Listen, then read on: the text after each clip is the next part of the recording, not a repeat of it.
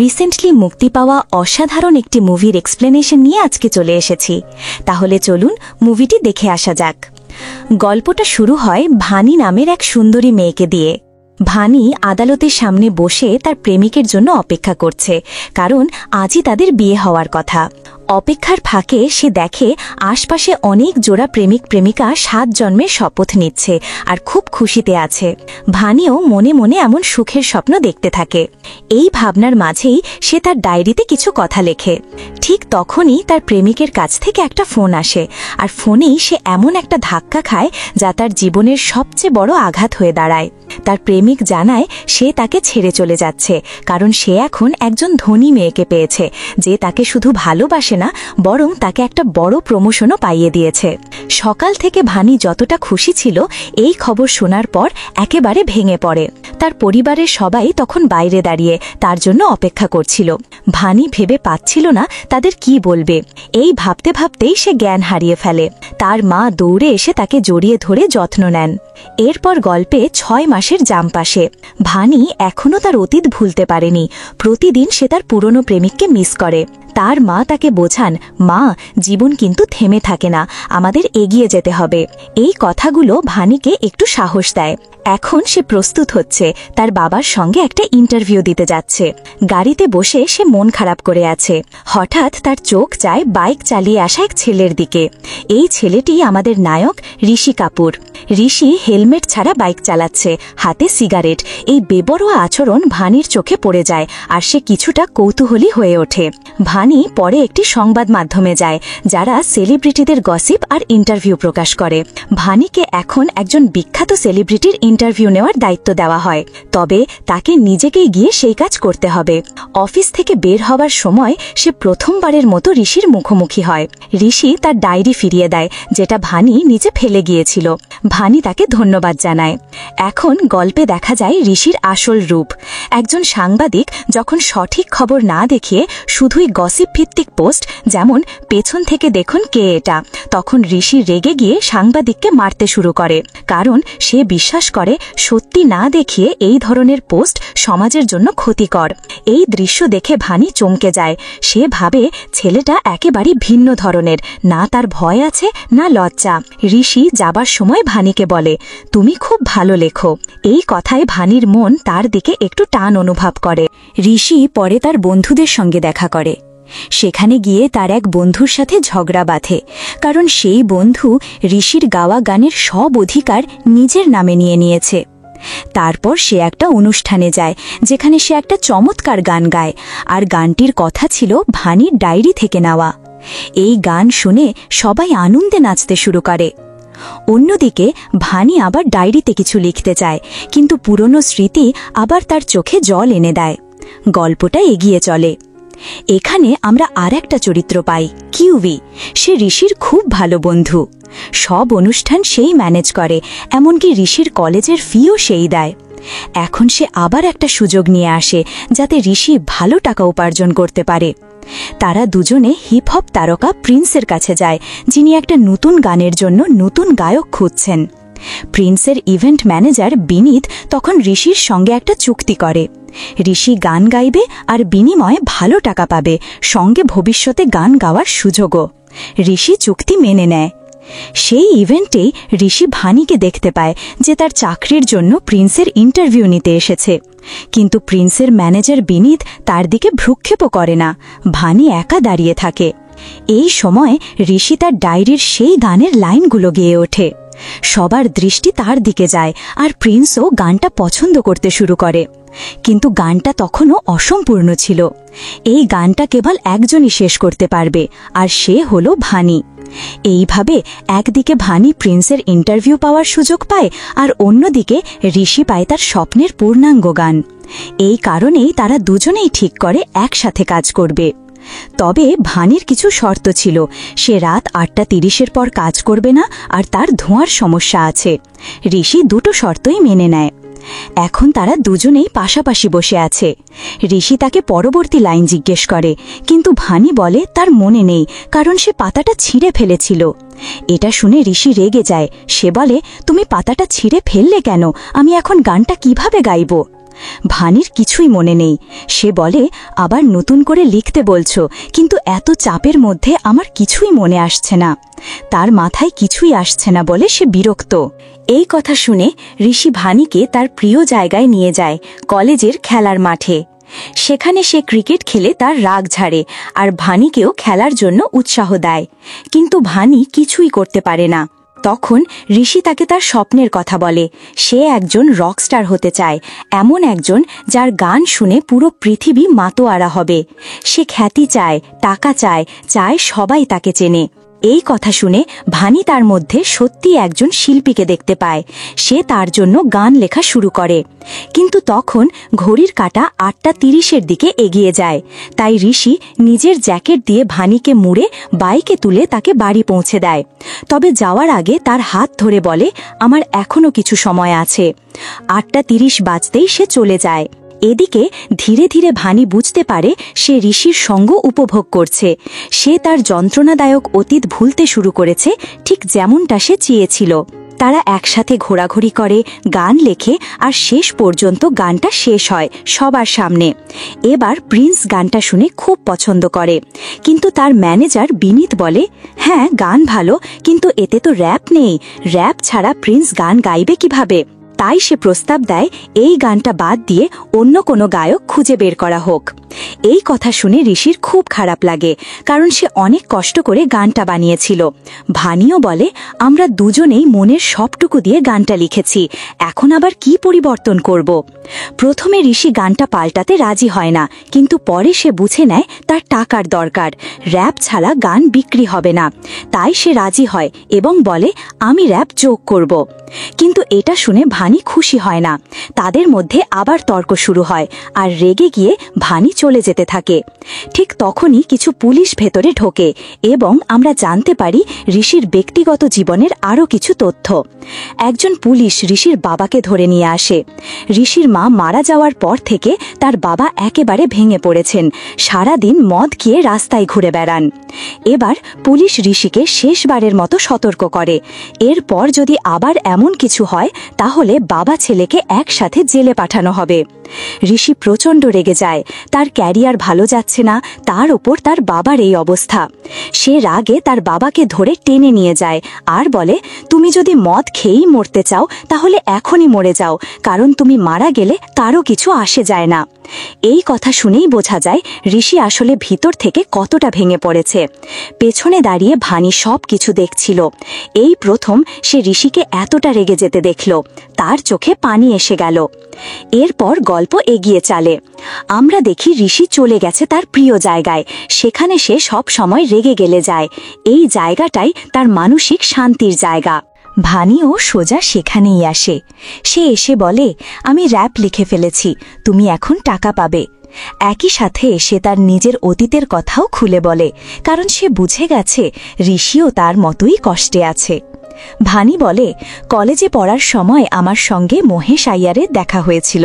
আমরা প্রেমে পড়ি, বিয়েও ঠিক হয়, কিন্তু ঠিক বিয়ের দিনই সে আমাকে ছেড়ে চলে যায়। কিন্তু জানো এর থেকেও বড় যন্ত্রণা কি? সে আমার সবচেয়ে বড় শক্তিটা কেড়ে নিয়েছিল, লেখার ক্ষমতা। তারপর তুমি এলেন। তোমার সঙ্গে দেখা হওয়ার পর আমার আবার লেখার ইচ্ছা জাগে। তোমার জন্যই আমি আমার যন্ত্রণাগুলো ভুলতে শুরু করেছিলাম, আবার হাসতে শুরু করেছিলাম। তুমি আমাকে সেই সাহসটা দিয়েছিলে। এখন আমি চাই তুমিও তোমার কষ্ট থেকে মুক্ত হও। আমি তোমাকে সাহায্য করতে চাই। আমি চাই তুমি আবার হাসো, তোমাকে খুশি দেখতে চাই। তুমি যদি না চাও তাহলে আমি চলে যাব। এই বলে ভানি পেছন ফিরেই চলে যেতে থাকে। ঠিক তখনই পিছন থেকে একটা কণ্ঠস্বর শোনা যায়, ভানি, আমাকে সাহায্য করো। পরের দৃশ্যে দেখা যায় ঋষির বাবা একটা বারে বসে মদ খাচ্ছেন। তার কাছে আর টাকা নেই।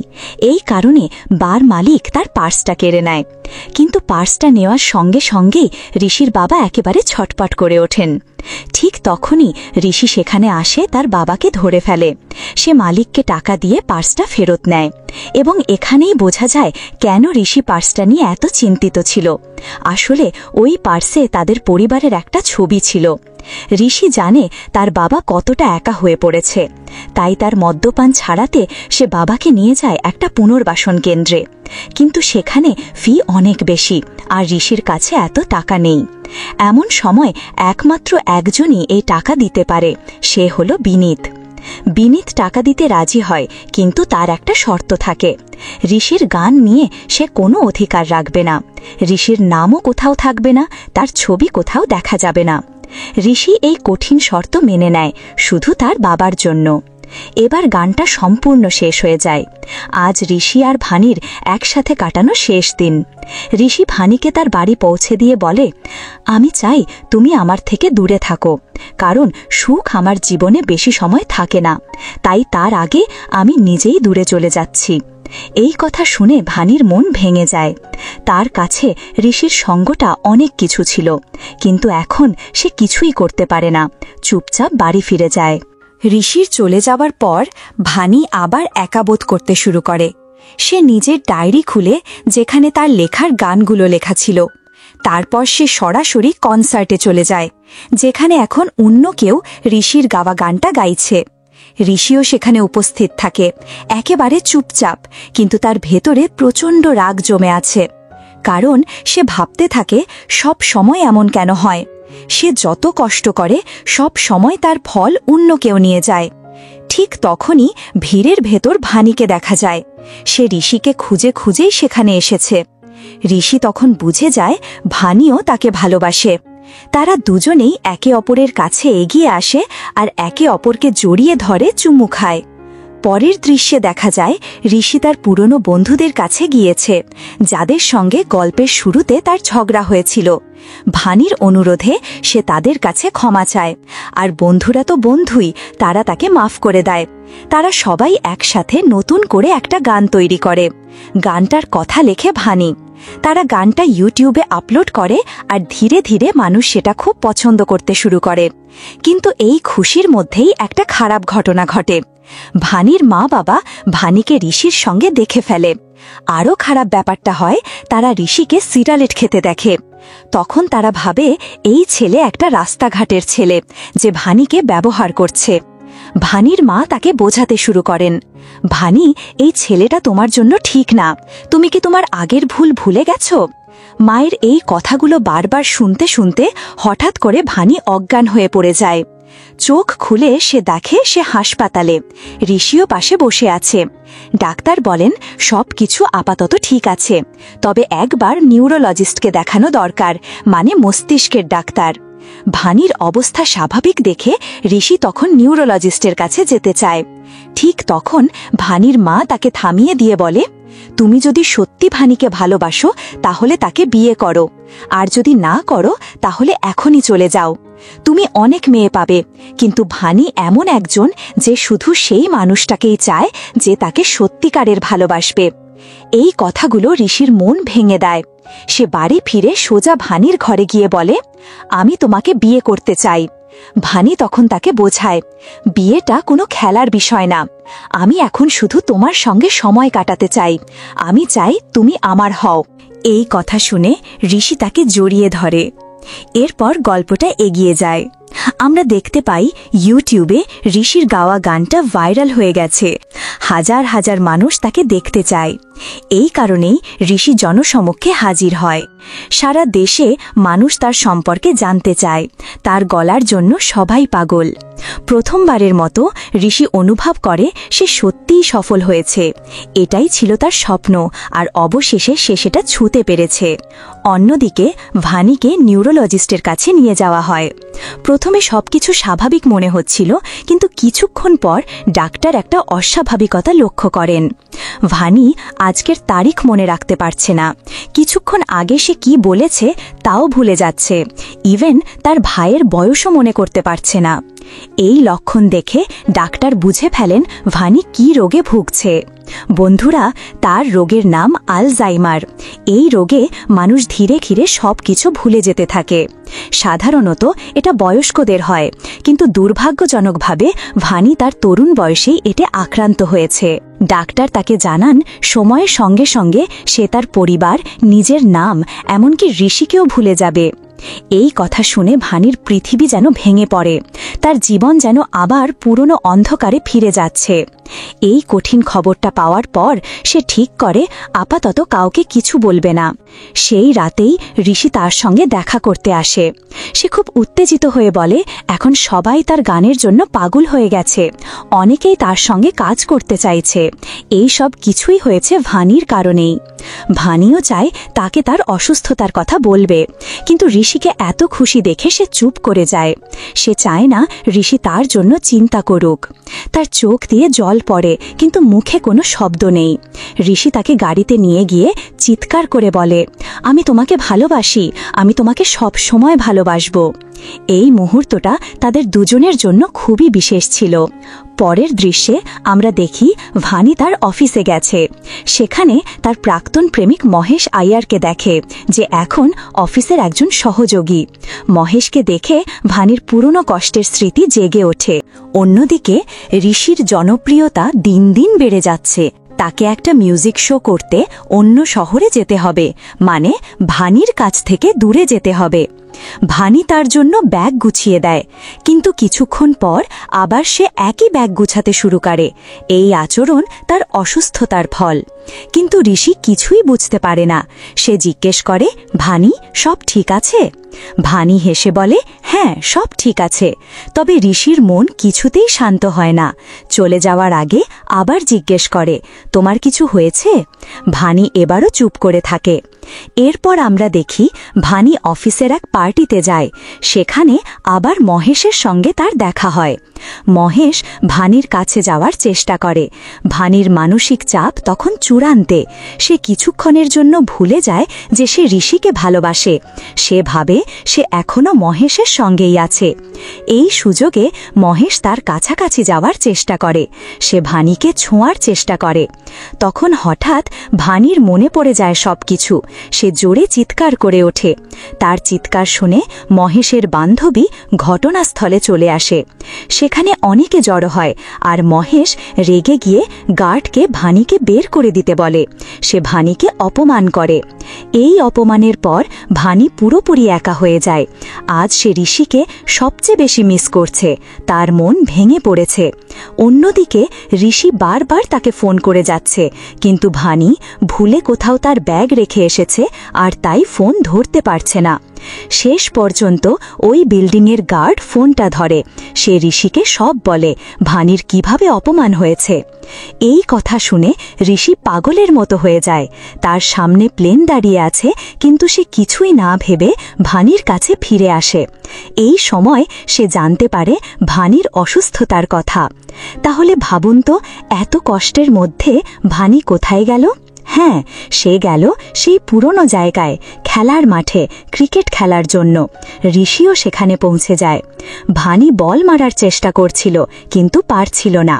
ঋষি তার পাশে এসে দাঁড়ায়, তার হাত ধরে, সাহস দেয়। তখনই ভানি ঋষির হাত ছেড়ে পালিয়ে যায়। সে জানে সে সব কিছু ভুলে যাবে। সে বলে, ঋষি, আমি সব ভুলে যাব। তোমাকে, আমাদের মুহূর্তগুলো, আমাদের ভালোবাসা সব ভুলে যাব। তাই তুমি দয়া করে আমার থেকে দূরে থাকো। এই কথা শুনে ঋষি শান্ত গলায় বলে, তুমি যদি সব ভুলে যাও, তাহলে আমি প্রতিবার তোমাকে মনে করিয়ে দেব। প্রতিটি স্মৃতি, প্রতিটি অনুভূতি আবার শেখাবো। আমরা নতুন করে স্মৃতি তৈরি করব। যাই হোক না কেন, আমি তোমার পাশে থাকব সব সময়।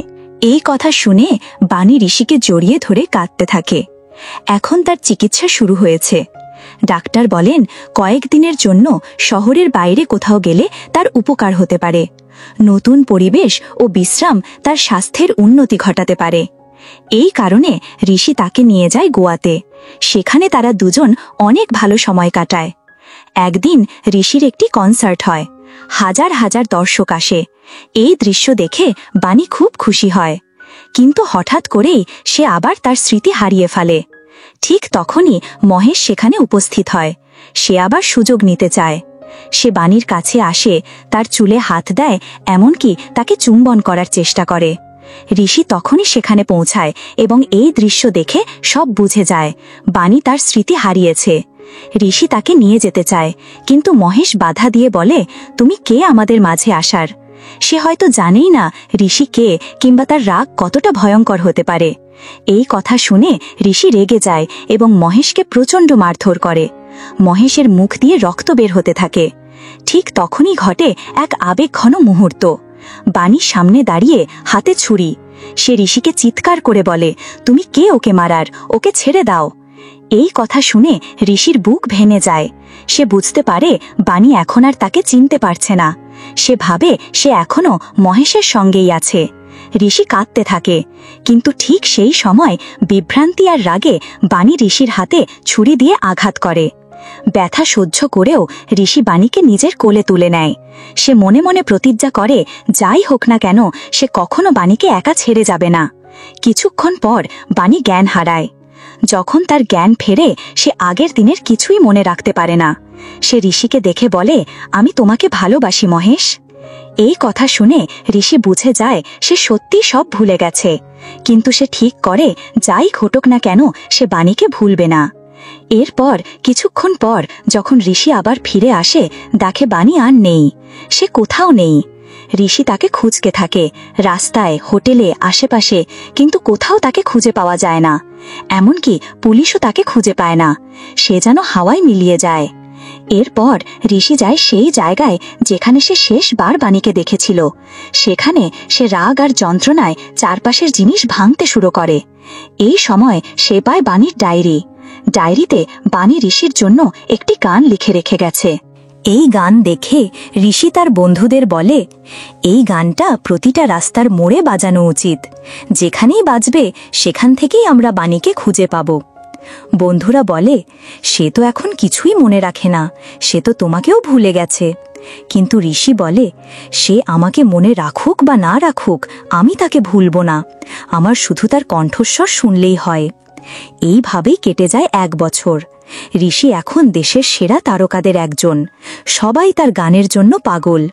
কিন্তু এই খ্যাতির মাঝেও তার ভেতরে একটা ফাঁকা অনুভূতি রয়ে গেছে।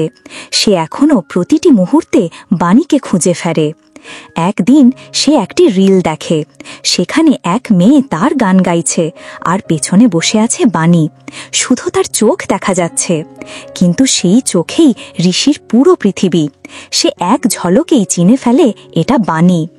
ঋষি সঙ্গে সঙ্গে ছুটে যায় সেই জায়গায় যেখানে রিলটি তোলা হয়েছিল। অনেক খোঁজাখুঁজির পর সে পৌঁছায় একটি পুনর্বাসন কেন্দ্রে। সেখানে এক নার্স তাকে দেখে চিনে ফেলে। নার্স তাকে একটি চিঠি দেয়, যেটা বাণী আগে লিখে রেখে গিয়েছিল। চিঠিতে লেখা ছিল, আমি চাই না তুমি এই চিঠিটা কখনো পাও, কারণ আমি জানি যদি তুমি জানতে পারো আমি কোথায়, তুমি সব ফেলে আমার কাছে চলে আসবে। কিন্তু আমি তা চাই না। এই রোগটা খুব অদ্ভুত। যখন সব মনে পড়ে তখন নিজেকে ভেঙে পড়তে দেখি। আমি চাই না তুমি আমাকে এভাবে দেখো, তাই আমি তোমার থেকে দূরে চলে গেছি। তবে তোমার গান সবসময় আমাকে তোমার কাছেই টেনে নিয়ে যায়। এই চিঠি পড়ে ঋষি কান্নায় ভেঙে পড়ে। অবশেষে সে বাণীর সঙ্গে দেখা করে, কিন্তু বাণী কিছুই মনে করতে পারে না। সে জিজ্ঞাসা করে, তুমি কে? এখানে কেন এসেছো? ঋষি তখন শান্তভাবে বলে, আমি একজন সঙ্গীত শিল্পী। অনেক দিন ধরে একটা গান লিখতে পারছি না। তুমি একজন লেখক, তাই তোমার সঙ্গে দেখা করতে এসেছি। এই মুহূর্তে আমি কিছু অনুভব করতে পারছি না। তারপর সে তাকে নিয়ে যায় পাহাড়ের কাছে, যেখানে কিছু বাচ্চা ক্রিকেট খেলছে। ঋষিও খেলতে শুরু করে। যখন সে সবচেয়ে কষ্টে থাকে তখন সে খেলতে ভালোবাসে। খেলার ফাঁকে সে বাণীকে প্রথমবার যা যা বলেছিল সব কথা আবার বলতে শুরু করে। তার চোখ দিয়ে টপ টপ করে জল ঝরতে থাকে। তাকে দেখে ধীরে ধীরে বাণীর স্মৃতি ফিরে আসে। ঋষি, তার ভালোবাসা সব মনে পড়ে যায়। সে জোরে বলে ওঠে, ঋষি, আমি তোমাকে চিরকাল ভালোবাসি। তারা একে অপরকে জড়িয়ে ধরে, গভীর ভালোবাসা আর আবেগে ভরা সেই মুহূর্তে। এভাবেই শেষ হয় তাদের ভালোবাসার গল্প। ভিডিওটি ভালো লাগলে চ্যানেলটিকে লাইক আর সাবস্ক্রাইব করে দিও, আর কমেন্টে জানাতে ভুলো না তুমি কোন ধরনের মুভি রিভিউ চাও। ধন্যবাদ, আবার দেখা হবে।